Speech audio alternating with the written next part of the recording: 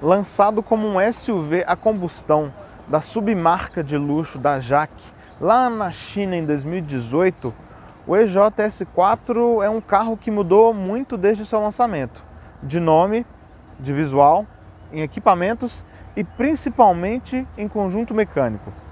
Mas será que todas essas transformações trazem agora o EJS4 como a versão definitiva do antigo T60? É o que a gente vai descobrir graças à gentileza do time de imprensa e frota da JAC, que nos cedeu um EJS4 2023 para um teste de 7 dias.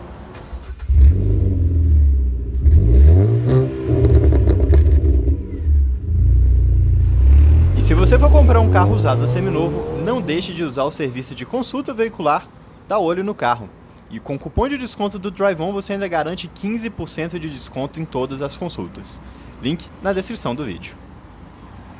O EJS4 nasceu lá na China como Refine S4. Em 2018 chegou aqui no Brasil como JAC T60, sempre com motor 1.5 turbo e o câmbio CVT de 6 marchas.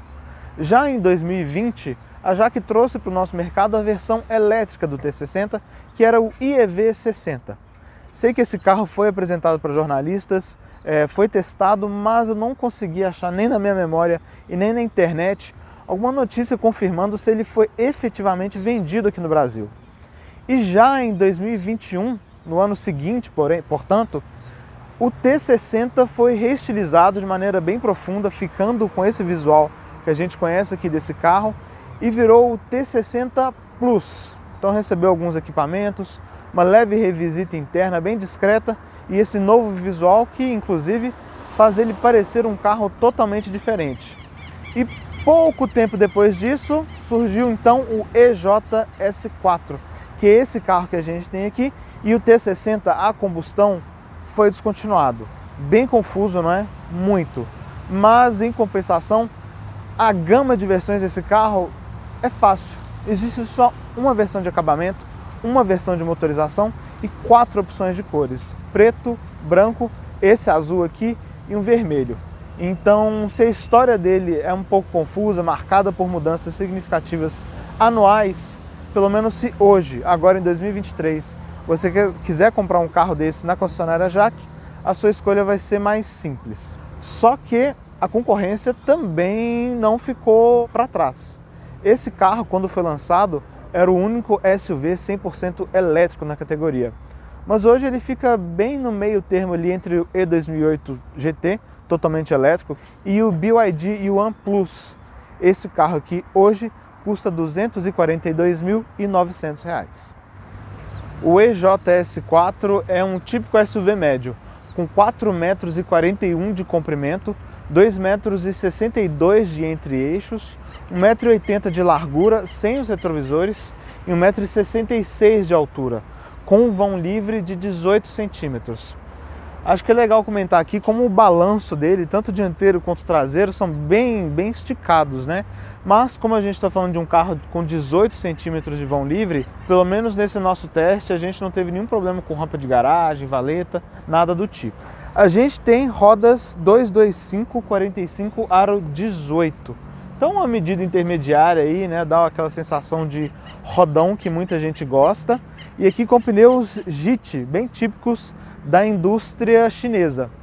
É um pneu de aderência limitada, um pouquinho escandaloso, mas eu acho que para o perfil do carro ainda atende bem. Aqui debaixo do capô temos um motor elétrico de 150 cavalos e 34,7 kgfm de torque. É óbvio que este carro, né, originalmente sendo um veículo a combustão, você tem muito espaço aqui. Antigamente ia um motor 1.5 turbo, né? E olha, o acesso a tudo é muito fácil, como é normal em carros elétricos, né? E óbvio que você ainda tem componentes bem familiares. Então, por exemplo, reservatório de expansão do líquido de arrefecimento para arrefecer as baterias. Ali a gente tem o fluido de freio, a gente tem também o servofreio que continua hidráulico. Aqui a gente tem o módulo de controle, a gente tem um inversor e ali por baixo, né, a gente tem um subchassi aqui em cima e ali por baixo a gente tem um motor elétrico que é ligado às rodas por um par de redutores. Afinal de contas, o motor elétrico, né, gira muito mais do que as rodas conseguiriam girar.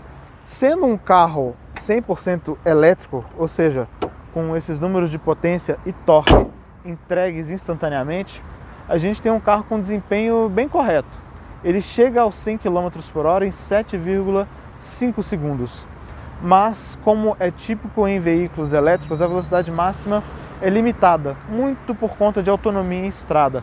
Então esse carro aqui não passa dos 150 km por hora declarados, né? Limitados eletronicamente. A Jaque declara autonomia máxima de 420 km em seu site. Mas dando uma conferida no manual, esses 420 km são andando a 60 km por hora constantes e sem uso de acessórios. Ou seja, sem uso de ar-condicionado, rádio, ventilador, enfim, nenhum acessório de comodidade.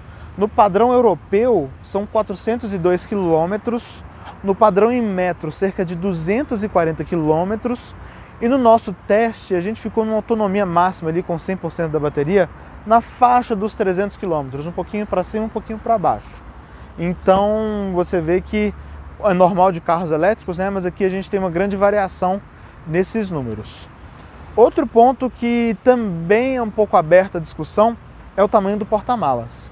A Jaque fala em 600 litros de capacidade, mas eu diria que devem ser 600 litros aqui medidos até o teto, porque visualmente, muito possivelmente, ele fica na faixa dos 400 litros. Eu diria que talvez 420, 430.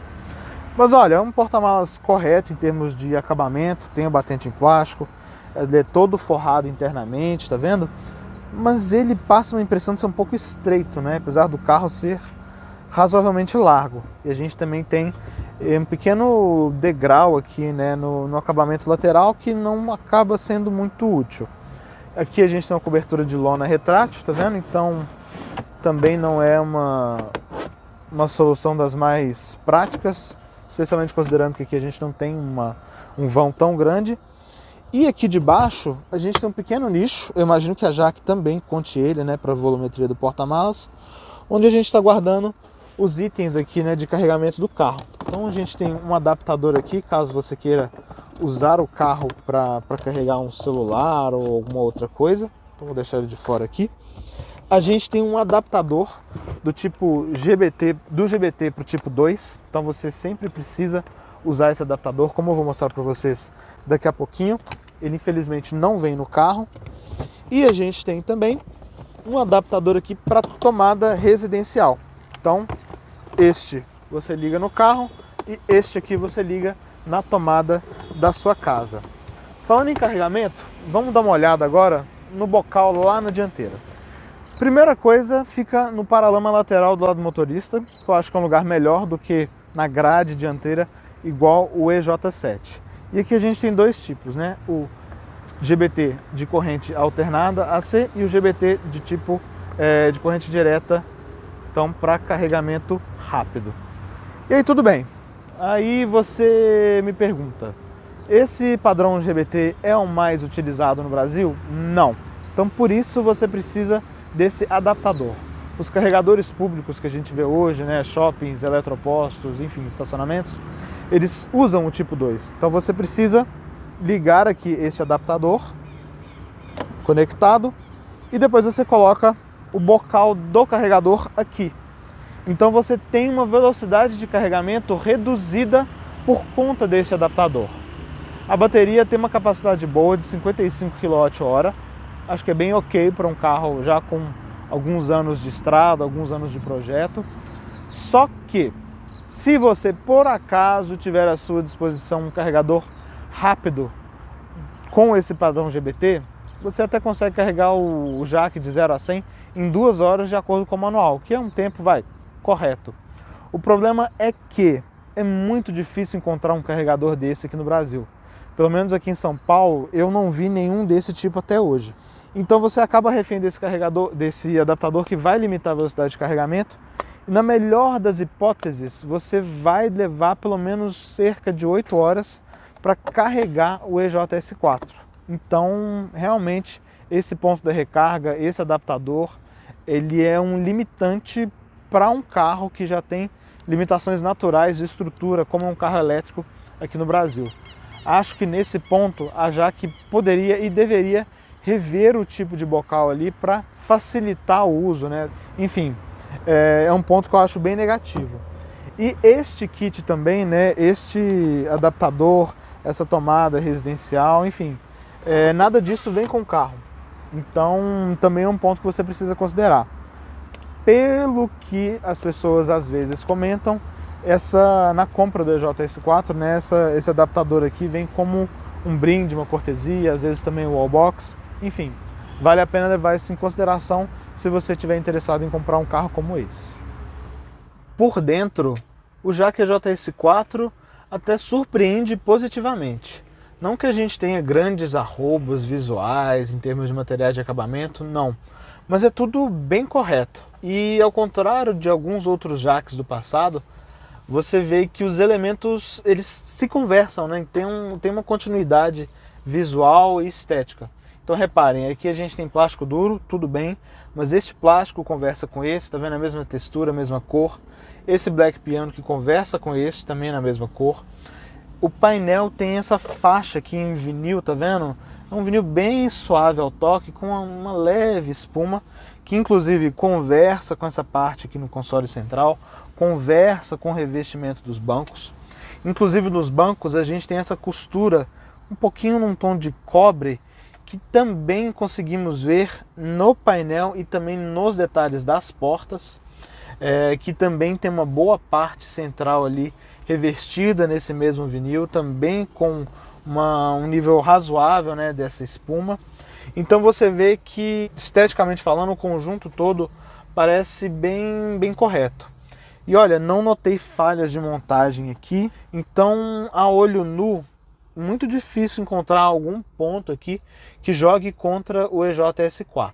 Inclusive ele tem alguns nichos para porta-objetos bem inteligentes. Então a gente tem um pequeno tapete aqui, infelizmente ele não tem carregador por indução, mas olha, a gente tem um espaço bem discreto para deixar o celular aqui. Isso aqui mais o passageiro que vai utilizar, né? E aqui por baixo, um pequeno alçapãozinho, tá vendo? Também para deixar alguma coisa mais escondida. Importante dizer que do ângulo do motorista aqui você não vê, é como se não existisse. E claro, aqui no console central, 2 porta-copos e um pequeno baú também, onde temos o apoio de braço, que infelizmente não é regulável, é fixo, mas que fica numa posição boa, considerando os apoios laterais e também a posição do volante. Aqui no painel de instrumentos a gente tem uma tela digital configurável. Então nessa visão, por exemplo, ali no menu lateral direito você consegue ver a pressão e a temperatura do pneu, que infelizmente não está funcionando nesse carro, e alguns dados aqui de corrente, rotação e tensão da bateria, além de saúde da bateria.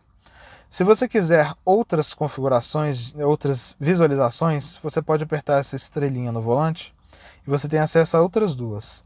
Essa com um tema um pouquinho mais urbano e essa, eu não sei nem definir esse tema, acho que ele é um pouquinho poluído, assim como este anterior urbano. Então nesse uso eu prefiro deixar nesse teste, né, eu prefiro deixar nessa visualização que me parece mais limpa. Independente da visualização, o que você tem? Do lado esquerdo, quanto você ainda tem de alcance com a bateria atual, quanto você tem de carga na bateria, e no centro, sempre o velocímetro digital. É um painel que reflete bastante. Não gostei muito dessas opções de visualização, não é tão configurável assim. O reflexo, como vocês estão vendo aí, é uma questão. Ele não tem as cores muito definidas, é um pouquinho escuro, mas acho que no final das contas é um painel que ainda passa, apesar dessas limitações em termos de visualização. Aqui no volante a gente tem a mesma peça conhecida de outros carros da Jaque.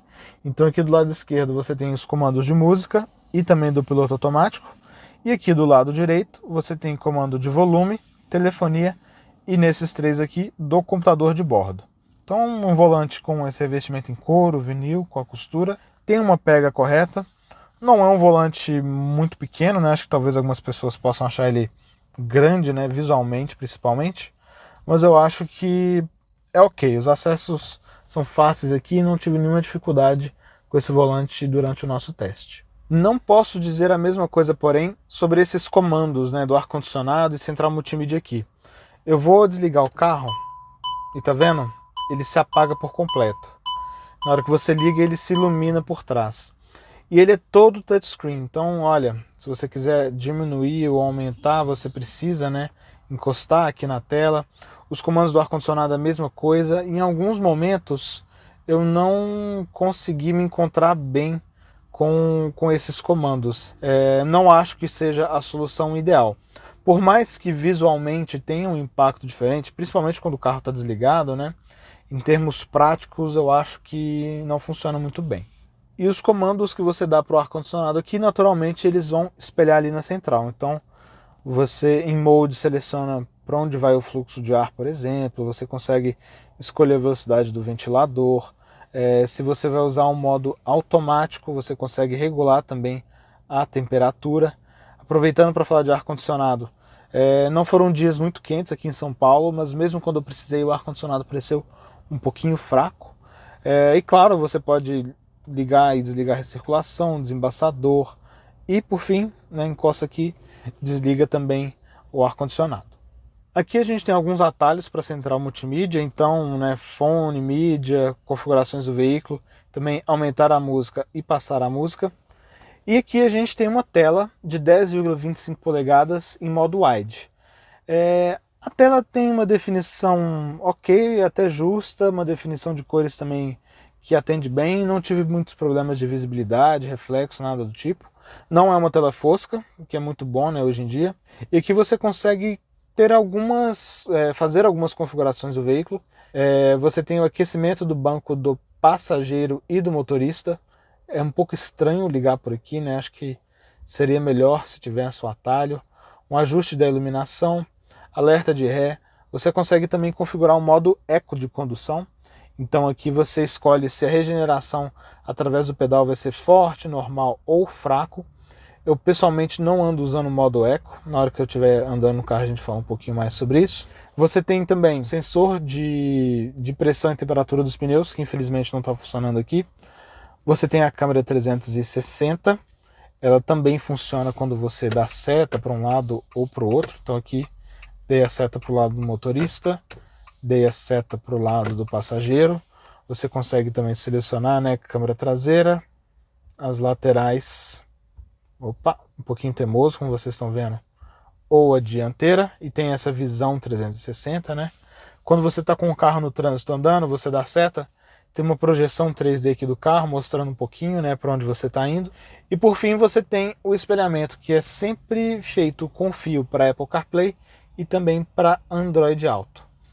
O CarPlay funciona no modo wide normalmente, né, não tem grandes diferenças em relação aí a outros espelhamentos, então você pode passar nas músicas por aqui sem problema nenhum. Se você quiser usar o modo dashboard também você pode. E a navegação por mapa também, sem maiores mistérios. Funciona bem. Como vocês podem ver, a definição de tela e de cores também não é ruim, inclusive até surpreende positivamente. Essa central aqui, logo no primeiro dia que eu retirei o carro, já travou bastante comigo, não voltou a travar por um tempo, e hoje, enquanto a gente estava vindo para cá gravar, ela travou mais uma vez. Então tem alguns momentos aí que o sistema aparentemente não é muito bom em termos de estabilidade.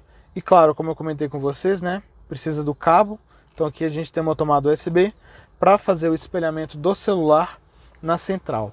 O problema é que aqui não tem muito espaço bom para deixar o celular, né? Então, você pode até deixar aqui, talvez atrapalhar um pouquinho o passageiro, mas sentir falta de um espaço melhor aqui no meio para você poder deixar o seu celular, ou até mesmo, né, um carregador por indução nesse espaço aqui onde eu estou deixando a chave do carro. Em termos de ergonomia, a gente tem uma limitação que também é comum a outros veículos da Jaque. A coluna de direção tem regulagem só de altura. Um campo até ok, me lembro talvez do EJ7 ser um campo até mais limitado, então nesse sentido você não vai ter nenhum problema, mas em termos de regulagem de distância, falta, né, para você poder se encontrar um pouquinho melhor. Mas em compensação, olha, o banco é muito bem alinhado com o volante. Os pedais não são muito descentralizados, então não é um grande problema aqui. A gente tem um bom apoio para o pé esquerdo aqui, né, que seria o quarto pedal. Reparem, inclusive, também que ele não fica muito próximo, então é uma distância legal. Mais uma vez, né, um espaço aqui para você mexer os pedais. O banco também tem um comprimento bem bom, reparem, olha, até ficar bem correto aqui, apoia muito bem as coxas, mas essa espuma é bem macia. Não sei se em trajetos mais longos isso aqui pode cansar. Então fica essa questão. O apoio lateral não é dos mais pronunciados, o corpo escorrega um pouquinho, né? O banco é largo. O apoio lombar não incomoda, então acho que está bem correto aqui. Só que esse apoio de cabeça empurra o pescoço para frente. Então eu sou uma pessoa que gosta de dirigir com o banco na posição mais ereta. Então esse apoio de cabeça acabou me incomodando um pouquinho nesses últimos dias. E aqui a gente tem a regulagem elétrica, mas é só para altura e para distância. Então se você quer regular o encosto, você tem a alavanca e você tem posições pré-definidas, né, para essa regulagem. Então é uma limitação um tanto quanto estranha. E o cinto de segurança não tem regulagem de altura, nem para o motorista e nem para o passageiro. E em termos de equipamentos, tudo que você vê aqui nesse carro é item de série, pois lembrando, ele é vendido em versão única. Então, começando pelo teto, é um bom teto panorâmico, elétrico, então você pode abrir ele pelo comando aqui. E um detalhe legal também, que eu acho que é sempre válido comentar, a cortina ela é blackout. Então, para o Brasil, né, que é um país tropical, esse é um ponto bastante positivo, que ajuda a filtrar bem os raios solares, né, caso você esteja andando aí em um dia mais ensolarado.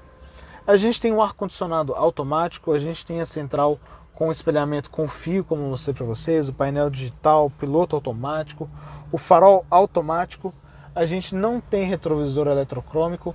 Senti falta também da iluminação nos espelhos retrovisores, então nenhum dos dois lados tem isso.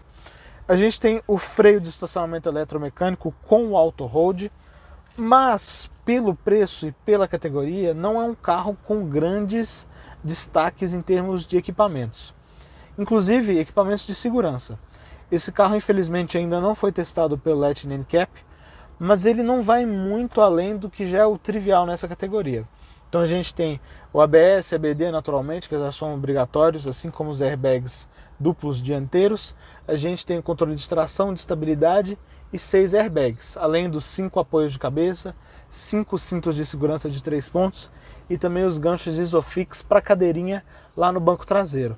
Então nesse sentido acho que a Jaque também pecou aqui nesse carro. Aqui atrás o espaço é bem correto. Esse banco está regulado para mim, eu tenho 1,77 m de altura. E olha, eu tenho muito espaço do meu joelho para o encosto, mais de um palmo.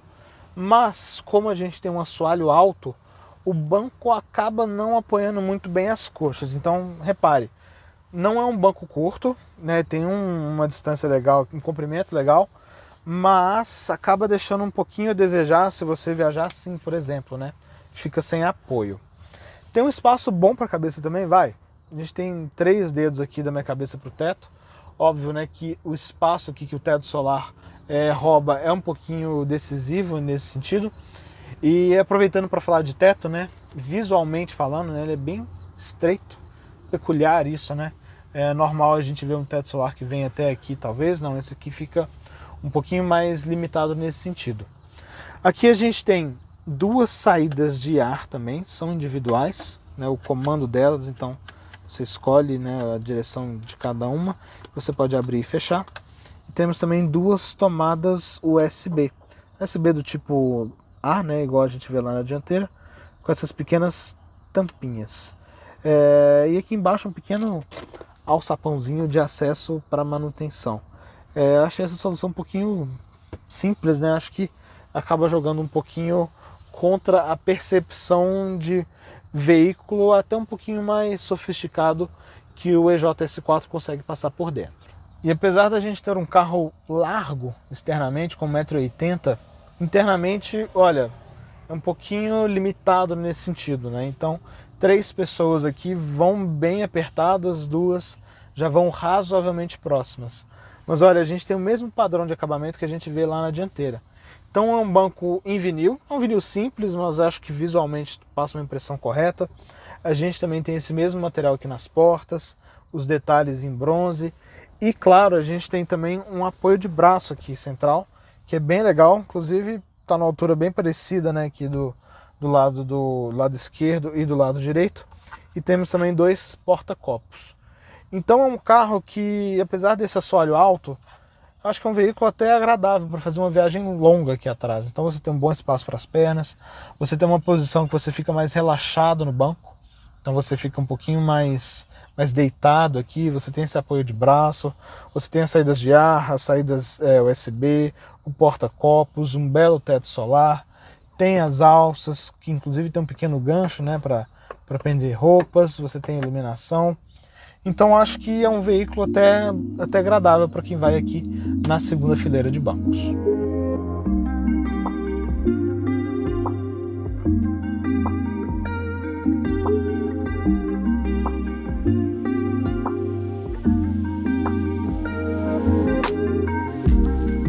Vamos dar uma volta então no EJS 4. A chave é presencial para acesso ao carro, então você destrava pelo botão na maçaneta e você também consegue travar ele pela chave ou pelo botão. Só que se os vidros estiverem abertos, você precisa segurar o botão aqui na chave. Então é um padrão já um pouquinho em desuso, inclusive. Em 2 ocasiões eu deixei o carro aberto por conta disso, então um pouquinho de atenção aí nesse sentido. Apertei no botão, pé no freio, não faz barulho nenhum, é um carro elétrico. Botei em drive, acelerei, o freio, né, de estacionamento eletromecânico se desarmou. Começando pelo começo. A direção tem uma centragem ok. Reparem, não é das mais positivas, não é das mais certeiras, mas acho que também não influi negativamente. É uma direção bem leve em velocidades de manobra. Poderia ganhar um pouquinho mais de peso em velocidades mais altas, né, velocidades de estrada. Mas, em compensação, também tem um isolamento correto em relação ao piso. Então, tá vendo? Não temos nenhuma transferência muito significativa de impactos aqui para a direção. A definição de centro dela, porém, é um pouquinho bobinha, sabe? Ela volta, mas ela bem no centrinho mesmo, parece aquela coisa meio desconectada, meio bobinha, tá vendo? Meio esponjosa, eu diria. Não achei informação de diâmetro de giro, mas me pareceu também um pouquinho alto. Então é um carro que não tem um entre-eixo tão longo, né? Então poderia ser um pouquinho melhor nesse sentido. Suspensão, ela é bem macia mesmo, mas eu não digo isso de modo positivo. O que acontece? É um carro que tem a suspensão dianteira muito suave. Então, em regularidades mais longas, né, aquelas que você balança mais assim, a sensação de que o carro quer dar uma cambalhota é muito perceptível. Então, incomoda e sacoleja bastante. Ao mesmo tempo que pancadas menores não são muito bem absorvidas, né? Então aqueles buraquinhos, às vezes alguma valeta mais seca, acaba incomodando também. Então fica uma suspensão nem, né? Não é muito firme, mas também não é muito confortável. Mas em compensação, olha, vou dar uma acelerada aqui para mostrar para vocês a resposta do carro. Então vou pisar fundo em 3, 2, 1... A frente do carro não fica tão boba como no EJ7, por exemplo. Óbvio que aqui o fato dele ser um carro menos potente, né, com 150 cavalos, ajuda nesse sentido. Mas mostra que pelo menos aqui a suspensão não dá aquela sensação de carro que não tem chão para a potência que ele tem. A direção também não apresenta nenhuma grande instabilidade direcional. Então é um carro que você consegue usar bem em velocidades de estrada também, por mais que ele fique um pouquinho bobo, né, não seja muito preciso direcionalmente, por mais que ele tenha uma certa rolagem, não é um carro que chega a passar uma sensação de insegurança. Só que a suspensão poderia também ser um pouquinho mais silenciosa. Então nesses pisos mais irregulares, você escuta bastante ruído de funcionamento. Óbvio que a ausência de um motor, né, também tem um peso nisso, mas é um ponto que definitivamente poderia melhorar. Outra coisa que poderia melhorar também é a sensação de rigidez torsional do carro, né? Então, em rampas, valetas, até em pisos mais irregulares assim, você fica com uma sensação de carro torcendo um pouquinho. Você inclusive escuta alguns ruídos de acabamento vindo, especialmente aqui da região do teto, do banco traseiro. Sinal de que talvez, apesar da boa aparente montagem, né, esses elementos talvez já estejam torcendo muito por conta dessa torção de carroceria e começando a fazer um pouquinho de barulho. E esse carro aqui está com um pouquinho menos de 10 mil quilômetros rodados. Então, acho que é outro ponto aí que mostra que a origem do projeto é mais simples do que, né, ele aparenta ser, né? Tem esse bom trabalho interno, como mostrei para vocês, mas é um carro de origem simples ainda, né? Então, existem limitações aí que acabam sendo um pouquinho mais gritantes. Ele tem também a função iPedal, então você consegue configurar aqui a partir da central multimídia. Eu estou andando com ela desligada, vamos dizer assim, mas mesmo no modo normal, você já tem um certo fator de regeneração aqui quando você tira o pé do acelerador. Só que a dirigibilidade fica muito mais parecida com a de um carro a combustão, um carro normal. Nesse modo, então, eu acabo preferindo ele. Então, quando você está dando pedal, você vê aqui um indicador no painel mostrando o quanto de potência você está demandando. E se você tira o pé do pedal e usa o pedal do freio, ele indica aqui quanto você está recarregando da bateria. É um padrão de visualização aí que já é adotado por outras marcas também. É uma linguagem universal em termos de carro elétrico. E nesse modo normal, achei a transição bem correta. Então aqui, por exemplo, eu não pisei no freio. Foi uma transição bem suave, né? De sair o acelerador, entrar o regenerativo. Só que para parar o carro você ainda precisa, né, de usar o pedal do freio. No modo Eco, você consegue configurar, como mostrei para vocês pela central multimídia, mas essa transição de acelerador para freio, esse hiato, né, entre o acelerador sair e o freio regenerativo entrar, acaba sendo um pouquinho mais significativo. Então é aquele carro que, se você tiver com algum passageiro, o passageiro não te conhece, pode até ficar com passar aquela impressão de motorista inexperiente, né, que fica tirando e botando o pé no acelerador e no freio o tempo todo, né? Então você fica um pouquinho nesse movimento de variação. E como o EJS4 fica diante dos seus concorrentes e até do que a JAC fazia? Ano passado a gente testou o IEV40, derivado do T40, e olha, apesar de um curto espaço de tempo, né, do lançamento de um para o outro, o fato é que esse carro aqui ele é muito melhor.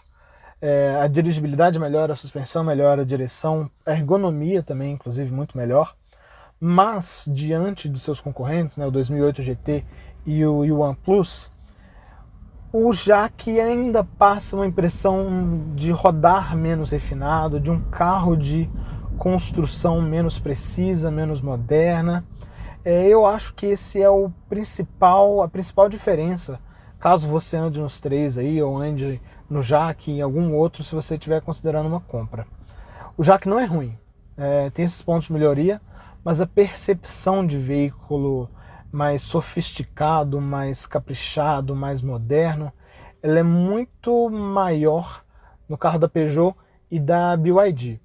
Então a JAC já tem um histórico aí de mudanças rápidas nos seus carros, né? Muito por conta de estudos internos, com certeza, muito por conta de análise da percepção do consumidor, de imprensa.